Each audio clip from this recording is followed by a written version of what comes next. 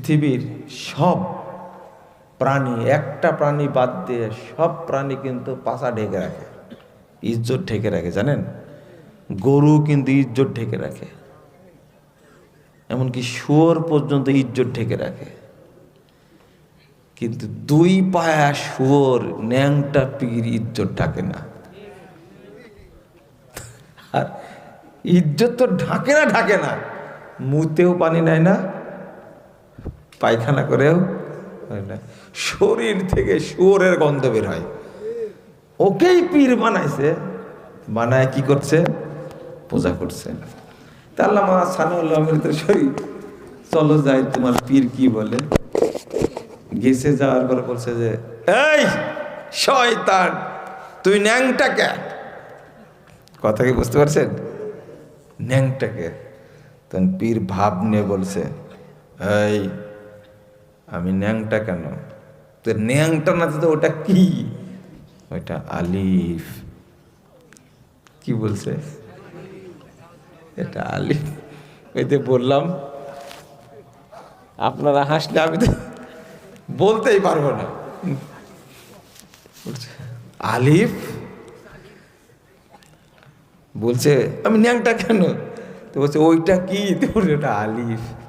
তখন উনি বলছেন, এই তাড়াতাড়ি চাকু নিয়ে আয়, আমাদের আলিফ বাঁচাতে হবে। কারণ আলিফে কোনো নুক্তা, কথা আপনারা হাসলে হবে না, হাসেন না, জানে। শোনেন, ও কি আসলে পাগলা? কি বুদ্ধিটা দিয়েছে? আমি ন্যাংটা না তো, এটা আলিফ। সানাউল্লাহ বলছে যে আলিফে কোনো নোক্তা নাই, আলিফ বাঁচাতে হবে, তাড়াতাড়ি চাকু নেই, আমাদের আলিফ কেটে নিয়ে যাব। কারণ আলিফের কোনো নোক্তা নাই, নোক্তা বাইরে আছে নাকি? আপনার এলাকায় আলিফের নোক্তা আছে? এই কথা বলা মাত্র সানাউল্লাহ আমিরের পা ধরছে, কোনো ক্ষমা নাই। তুই যখন আলিফ বলেছিস, আমরা আলিফ আজকে উদ্ধার করে ছেড়ে দেব। হুজুর, আর কোনোদিন আমি বাটপারি করবো না, আমি এই এলাকা বর্জন করব। এতদিন ব্যবসা করে খেয়েছে, আজকে পড়ে গেছে কি জায়গা। আচ্ছা, যদি কোনো শয়তান এভাবে বলে এটা আলিফ, এই যুক্তিটা কত খারাপ সেটা বলেন আপনারা। আল্লাহ বলছেন লিউজাদিলুকুম, তারা তোমাদের সাথে কি করবে? বিতর্ক করবে।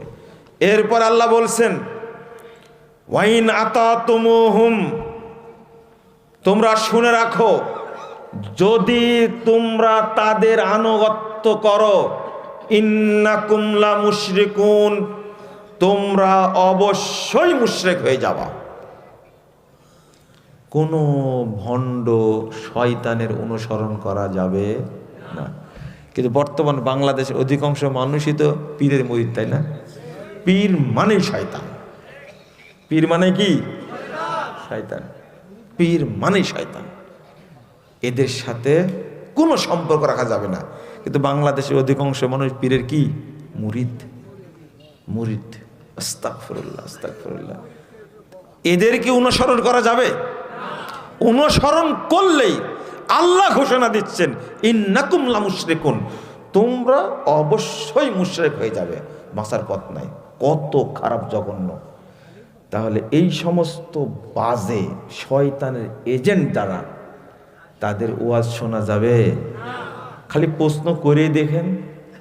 এখন যদি কেউ প্রশ্ন করে কিছু, আগে ওকে আমি ধাতানি দিই, এই বেকুব, আপনি এই ওয়াজ শুনলেন কেন?